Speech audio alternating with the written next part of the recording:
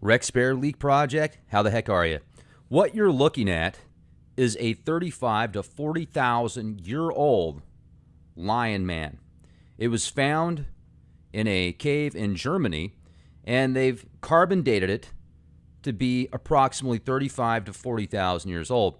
So I find this fascinating because we've been doing a lot of analysis and research into the Sumerian tablets, the Gnostic texts, the Dead Sea Scrolls, and some of the other scriptures of antiquity, and they're not anywhere close to the age of this lion man right here.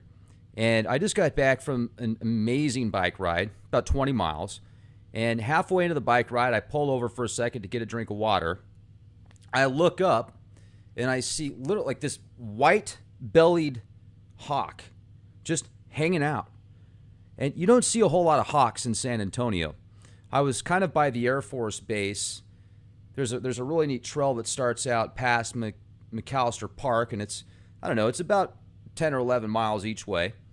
And so I'm looking at this hawk just hanging out. It's literally just hovering about 50 feet above my head, and about 30 seconds of it just hanging out there. I'm thinking to myself, is this a drone or something?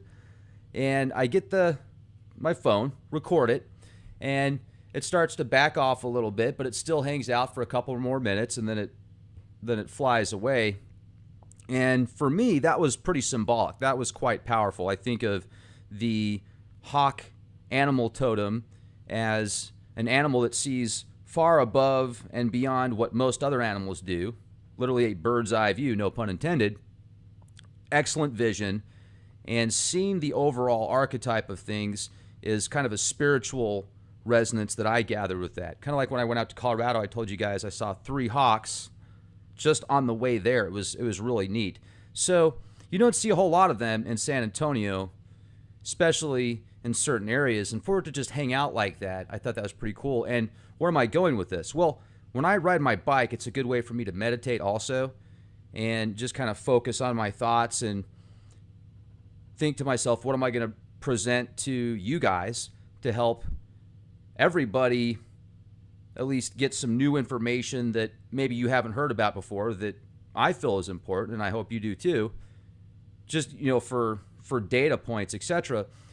But I was thinking about Yaldabaoth on the bike ride. I was thinking about these pre-deluge texts, the Book of Giants, the Book of Enoch, and then I was thinking about the Atrahasis and the Epic of Gilgamesh, and they all kind of have an underlying theme. They all kind of weave together just different names and pretty much the same backgrounds oftentimes. And sometimes it'll be the opposite outcome, but the same circumstances, if that makes sense. You really have to read these texts. But then I thought about how the description of the archons get pretty detailed in the Nag Hammadi, in the Secret Book of John, also the Book of the Archons, and it talks about what they look like, what Yaldabaoth looks like. And Yaldabaoth is described as a lion head with a serpent body and fiery eyes. And think about all the sculptures that you've seen that have a lion head and similar characteristics. Or then I started thinking about the Sphinx in Egypt, but it's the opposite. It's a human head and a lion body. Well, check out the Lion Man that's about 40,000 years old. Where do you think they came up with this idea? Are you going to be along the mindset that it's symbolic, or maybe there was a lot of genetic tampering going on back then? I mean, certainly that's what I think. There's enough sculptures and carvings and texts that are available that discuss the tampering of animals and humans. I think it's fascinating. So the Lion Man, check it out. Let me see. Let me give you a better... Okay. So, let me turn that off there. Oops. Okay. And then right here is a Wikipedia article on it, the Lionman. You can see where they did the excavation, who was a part of it, when it was discovered. Let's see if we can... Yeah, so there's a better picture of it right there. I mean, that's pretty detailed, you guys. That's from bone. And they found a bunch of tools with it. Kind of takes the entire 6,000-year scenario that a lot of fundamentalists have out the window, doesn't it? And then you could say, well, carbon dating doesn't work and it's not that accurate. Well, is it off by 35,000 years? Or, you could say it's all just Jesuit mind control conspiracy that NASA is a part of. I hear that a lot. I hear that a lot. Let me show you something else that they found that's about the same age. Okay, it's right here.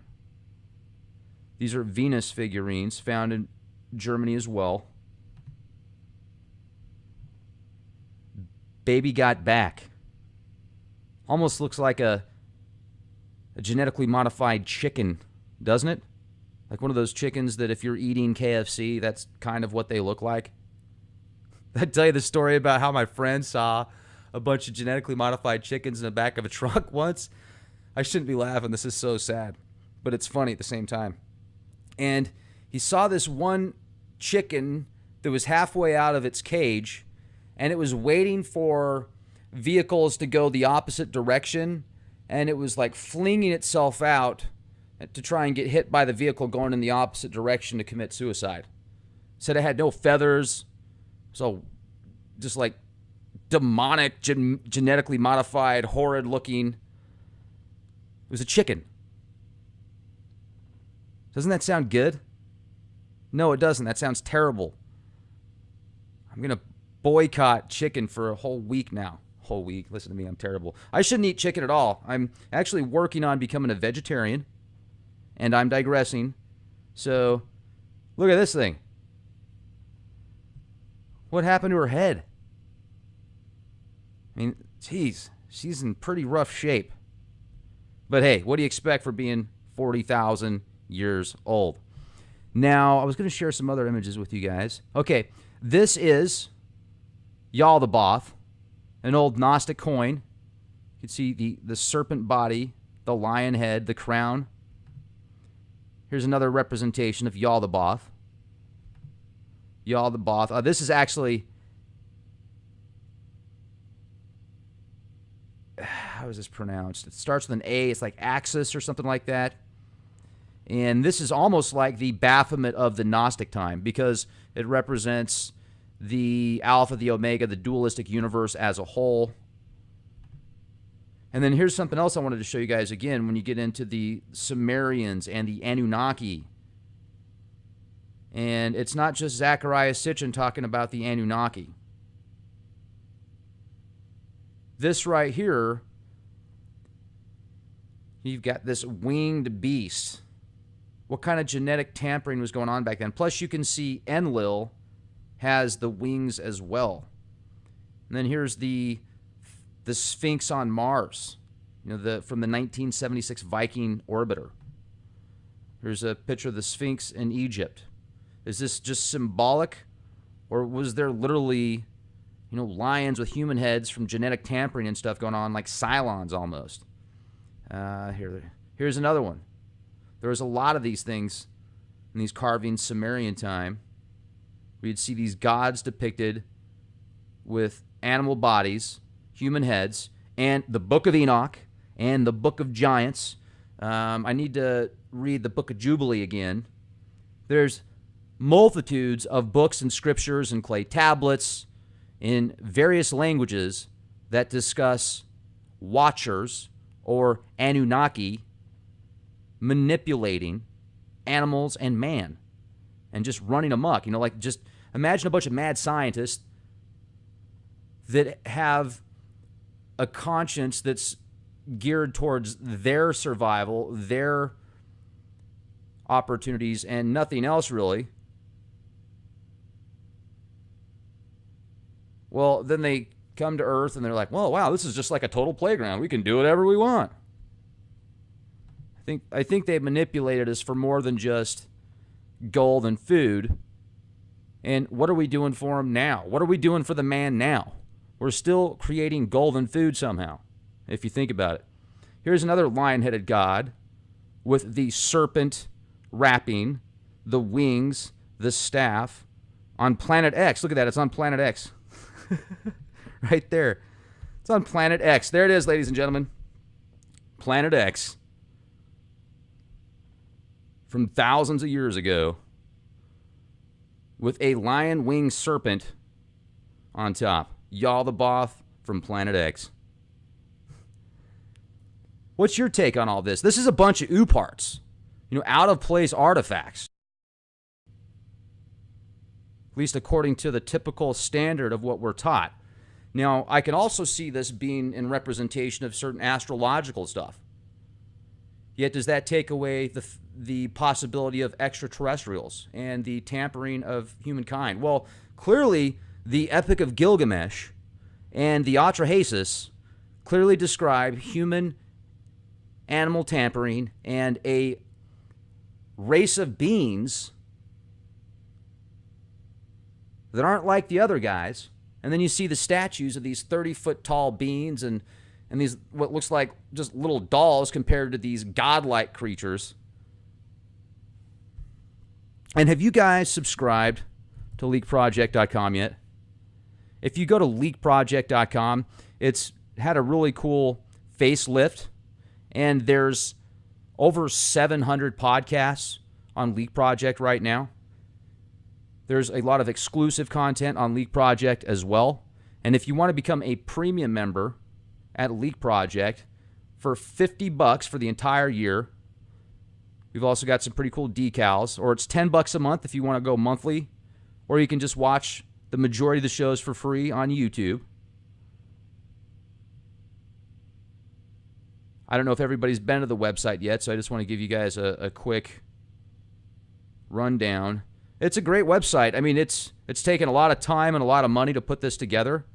And you can actually even go into the guest section. So if you want to look up a specific guest, if you don't want to go through all the videos to find a specific person, you can go here and you can see, page after page after page of guests. All the podcasts we've done with each guest will be on that specific page. And then we've also got different categories on there. Now, if you click up here and become a premium member and you have an issue with PayPal for some reason, because there's been a few people that have sent me emails saying they were having a difficult time with that, I will send you a link with also your password and user ID info and take care of it for you and make it just real simple. So that is my shameless plug. And thank you for all your support, you guys. Seriously, I really appreciate it. Question everything and be the change you want to see. Just hovering about 50 feet above my head and about 30 seconds of it just hanging out there. I'm thinking to myself, is this a drone or something? And I get my phone, record it, and it starts to back off a little bit, but it still hangs out for just hanging out. And you don't see a whole lot of hawks in San Antonio. I was kind of by the Air Force Base. There's a really neat trail that starts out past McAllister Park, and it's about 10 or 11 miles each way. And so I'm looking at this hawk just hanging out. It's literally just, and they're not anywhere close to the age of this lion man right here. And I just got back from an amazing bike ride, about 20 miles.